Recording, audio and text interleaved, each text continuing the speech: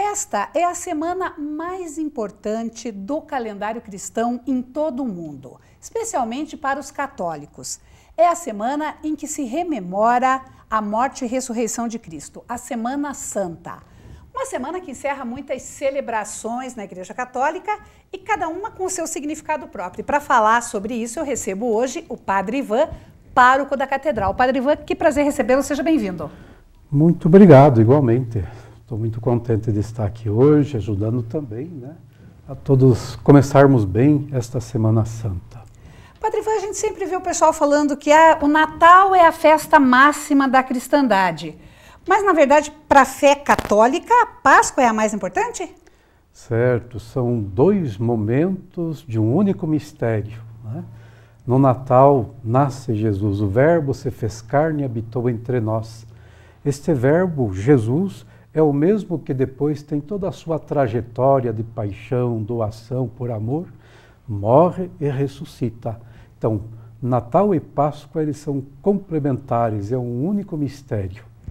Padre Ivan, e essa Páscoa que hoje nós comemoramos, ela, no contexto histórico da vida de Cristo, né, ela tinha um significado diferente, é uma outra Páscoa que se vivenciava antes de Cristo e que os mistérios que acontecem da morte e ressurreição são justamente na semana dessa outra Páscoa, né? Certo. Para compreender melhor a pessoa de Jesus Cristo, os cristãos desde o início olharam para a Bíblia que eles tinham, que era o Antigo Testamento. Os primeiros cristãos eram judeus, né, os discípulos de Jesus mesmo.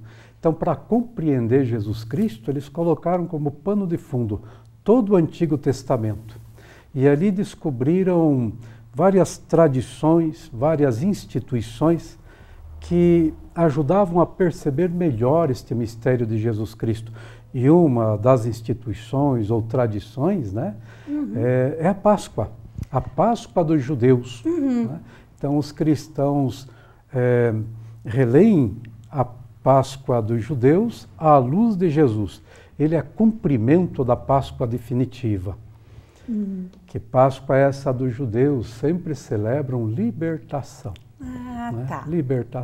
Libertação e salvação. Ele recebeu no judaísmo várias etapas, várias participações, várias iluminações até, né? De festa agrícola, de colheita, por exemplo, né? Isso é uma salvação, né? As festas também pastoris, levar um rebanho de um pasto para outro, ou então os rebanhos numa situação, às vezes, de doença dos rebanhos, então são os espíritos maus do deserto. Então o fato de sacrificar um rebanho para afastar os espíritos maus que faziam adoecer o rebanho, mas principalmente a salvação do Egito, a libertação.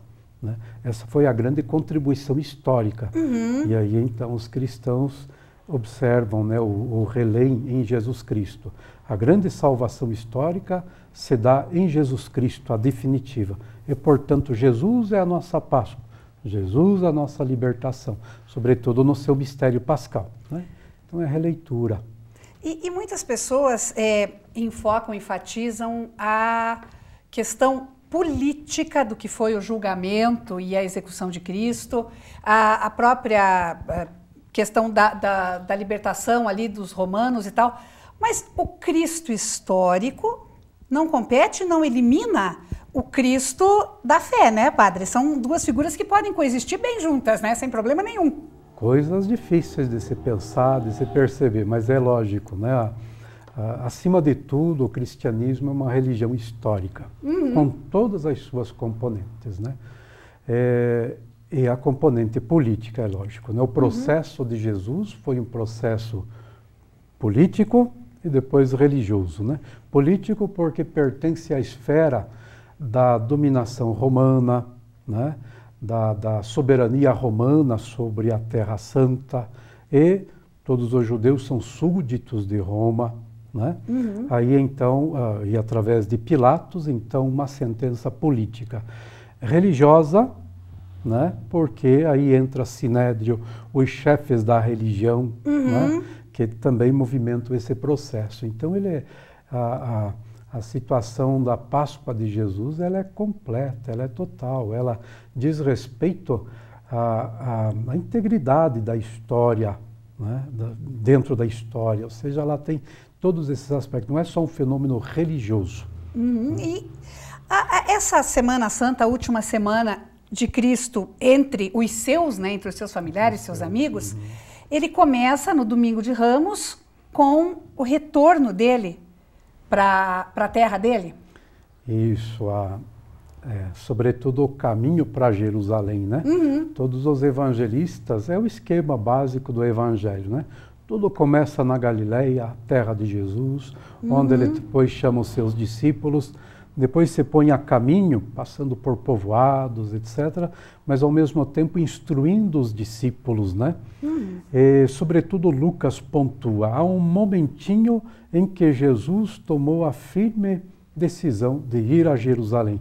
Todos os evangelhos desembocam em Jerusalém, porque Jerusalém é a pátria, sim, dos judeus, Jerusalém é a cidade do templo, onde se dão os grandes sacrifícios, né, das festas judaicas, sobretudo pascais. Então, todos os evangelhos, eles fazem essa trajetória de Jesus, um caminho rumo a Jerusalém. Sobretudo, Lucas pontua um pouco isso melhor, né? Jerusalém é o lugar do sacrifício pascal. Né? Então, E aí, nós passamos, quer dizer, a Quaresma, então, encerra nesse Domingo de Ramos, começa a Semana Santa, aí nós vamos ter a próxima celebração, é na quinta-feira, a chamada Quinta-feira Santa. O que nós celebramos nessa quinta-feira?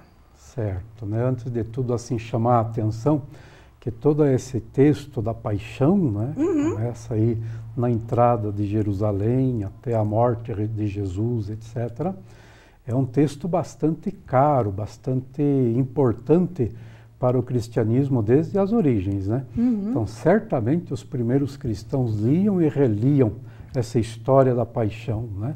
Assim, como completo, tanto que essa história da paixão, ela está presente nos 4 evangelhos, né? Sempre temos repetição de algum texto ou outro, mas o relato da paixão, ele é completo em todos os evangelhos, com elementos a mais ou a menos, mas completo. Então é muito importante, os cristãos realmente sentavam-se em comunidade para ouvir as narrativas e, diríamos até, celebrar estas narrativas. E dentro destas narrativas está a narrativa da ceia. Jesus institui a ceia, ou seja, no cenáculo com seus discípulos, ele tomou o pão, ele tomou o cálice. Né? Essa tradição é bem presente. Né? Só falta em João, como a apresentação assim da ceia, mas temos o ambiente. Em João, daí o lava-pés. Este é o ambiente da ceia. Talvez não tenha a ceia, né, a narrativa própria da ceia, porque ele já falou lá no capítulo 6 sobre o pão da vida, né? A Eucaristia, etc. Então a comunidade joanina já conhece bem isso, não precisa repetir tanto. Mas esse momento, né, da ceia é muito importante. Quinta-feira Santa, então, liturgicamente, nós celebramos a instituição da ceia e com ela do sacerdócio. Né? O sacerdócio, essa instituição capaz de, em nome de Jesus, realizar a ceia. Por isso que na parte da manhã, né, o bispo chama todos os seus presbíteros, né, sacerdotes da diocese inteira, e juntos numa missa chamada Missa do Crisma, né, na nossa catedral. Então ela acontecerá às 9 horas da manhã, quinta-feira, realiza esta missa. Nesta missa, nós também, todos os padres, renovamos, né, os nossos compromissos sacerdotais, e ali se abençoa e se consagra os 3 óleos que serão usados aí para os sacramentos durante o ano, que é o óleo, então, do Crisma, por isso o nome do Crisma, missa do Crisma, óleo dos catecúmenos, preparação para o batismo, então óleo do batismo, né? E o óleo da unção dos enfermos. Naquele dia os padres todos levam para as suas paróquias, né, este óleo novo, né, consagrado naquele momento, para ser usado durante todo o ano. À noite, a gente chama então a missa da instituição da ceia. Ah, tá. E lembra com João, com os sinóticos, com Mateus, Marcos e Lucas, lembramos a instituição da ceia mesmo. Jesus, com os seus discípulos, tomou o pão, deu graças, partiu e deu a cada um dizendo, tomai, comei, isto é meu corpo. Pegou o vinho, né, distribuiu a eles, tomai, bebei, este é meu sangue, instituição da ceia. E lava-pés, porque João, que não narra a ceia, mas o ambiente dele é o do lava-pés. Né? Fazer isto em memória de mim, né? Vocês me chamam mestre e senhor, e lavei o pé de vocês. Né? Quer dizer, façam isso também. Então a missa que nós celebramos sempre é a grande ceia da caridade. Ela tem o fundamento serviço, lavar os pés uns dos outros. Né? Então missa, ela já nasce com esse sentido, né? E a sexta-feira, que chamam de Sexta-feira Santa, Sexta-feira Maior, Sexta-feira da Paixão, vamos relembrar a crucificação, a via sacra, a morte de Jesus. Sim, não tem missa nesse dia, né, padre? Não tem missa, é um dia litúrgico, né? O que nós temos é a celebração da palavra, melhor dizendo, né? A escuta da palavra, a leitura da paixão, às 15 horas, né? Ela é ligada sempre, o Tríduo Pascal já começa na quinta-feira à tarde, né? Com a missa, depois à noite a missa no lava-pés da instituição da ceia, e aí o segundo momento da mesma missa, podíamos dizer assim, né? É a leitura da paixão, celebração da paixão, né? Este Jesus que se entregou na forma sacramental do pão é o mesmo Jesus que agora se oferece na cruz. São os dois momentos da sua oferta, como pão, sacramento, como cruz, né? Como cruz na sua morte. Né? Aí nós temos o sábado, que antes chamavam sábado de aleluia, hoje é o sábado do grande silêncio, né? Certo. E que as igrejas fazem a vigília. Ah, sim, a vigília pascal. Que a rigor seria para ser ao alvorecer do domingo, né, padre? Essa vigília é para se esperar a Páscoa, o momento da ressurreição? Veja bem que sempre a igreja, o cristianismo retomou as tradições hebraicas. O dia litúrgico hebraico, ele começa ao entardecer do dia anterior. Né? Tá. Ao entardecer do dia anterior.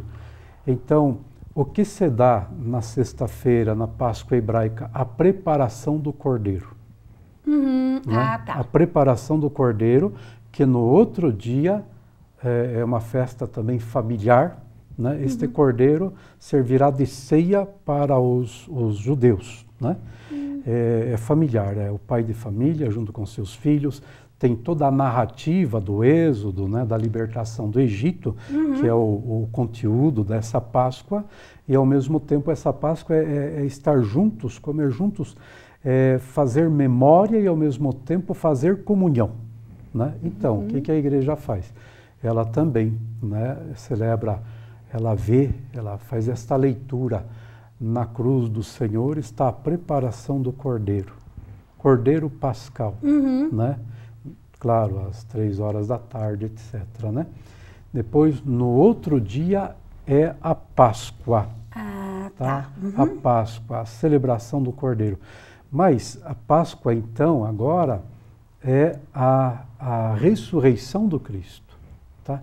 Então, o sábado inteirinho é um dia de silêncio, de estar junto a Jesus no sepulcro, né? Rechear isso de orações, de contemplação, de silêncio, e quanto mais silêncio e preparação, maior é o grito, ressuscitou o Senhor, a nossa esperança. É o grito da noite da vigília pascal. Né? Essa noite já então é Páscoa com domingo, porque acontece a Páscoa, né, desde o entardecer, né, mas do domingo pascal.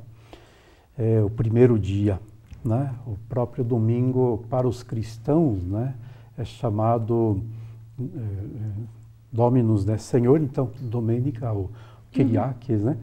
Dia do Senhor, tá? Porque ele ressuscitou neste dia, na noite, começa, né? Mas este é o dia da ressurreição do Senhor. Então veja que a Páscoa é um mistério completo, uma narrativa completa, um mistério completo em si mesmo. Não são 3 momentos deslocados, né? Mas são 3 momentos de um único mistério. Desde a ceia, a entrega sacramental, o lava-pés, depois o sacrifício de Cristo às 3 horas da tarde, né? E depois a espera silenciosa até a noite da Páscoa, que é o sábado. Né? Tá certo. Nosso Padre Ivan, muito obrigada, foi muito esclarecedor. Posso aproveitar também para dar, então, os nossos horários? Claro, por favor, com certeza. Então, né, a partir desse domingo que nós já estamos celebrando, né, aí a entrada de Jesus, o Domingo de Ramos, que nós dizemos, esta semana, então, é uma semana de retiro para todos, viu? Mais oração, mais silêncio. Visite bastante a igreja, mesmo na segunda, terça, quarta, né? E aí, então, na quinta-feira, repetindo, né? 9 horas da manhã, a Missa do Crisma. Quem quer conhecer todos os padres da diocese, chegue lá. Né? Tá todo mundo nesse lá. momento, 9 horas da manhã. Às 20 horas, a Missa do Lava-Pés, instituição da Ceia do Senhor. Né? Depois a gente fica em vigília, vigília eucarística, porque a Eucaristia foi instituída, né? Então os grupos vão se revezar até meia-noite, né? E depois na manhã de sexta-feira, aí a catequese, os grupos catequéticos vão fazer essa vigília eucarística. A gente evita dizer a adoração a eucarística, não é vigília, né? Estar junto com Jesus na Eucaristia antes da sua entrega na cruz. 3 horas da tarde, então, a celebração da paixão, sobretudo as leituras, né? 19 horas, nós temos a procissão. Como nesse domingo nós viemos, né, da Igreja do Rosário, agora na procissão do Senhor Morto, 19, nós fazemos o retorno, né? Da Catedral para a Igreja do Rosário. Começa na Catedral, 19 horas, né? Sábado, então, às 20 horas, a grande missa, a mãe de todas as vigílias, a mãe de todas as missas, né? Que é a vigília pascal, né? A missa de Páscoa, propriamente dito. E no domingo, no dia pascal também, às 11 horas na catedral é a única missa do domingo. Tá certo, padre, muito obrigada. Que o senhor e toda a diocese tenham uma feliz e santa Páscoa, que isso vá para todos os cristãos. Muito obrigado a você, muito obrigado a todos os profissionais aí, né, que realizaram esse momento, e muito obrigado a todos aqueles que nos assistem, né, todos aqueles que foram introduzidos agora, né, para a Semana Pascal, né, e celebrem mesmo, procurem suas comunidades, né, mesmo os que não são católicos, certamente suas igrejas têm alguma liturgia, né, alguma celebração, algum culto. Procure e vivencie profundamente esta Semana Pascal. Obrigada. No próximo bloco, a gente vai falar sobre compliance, um programa diferente de transparência governamental. É um instante só, eu já volto. Não saia daí.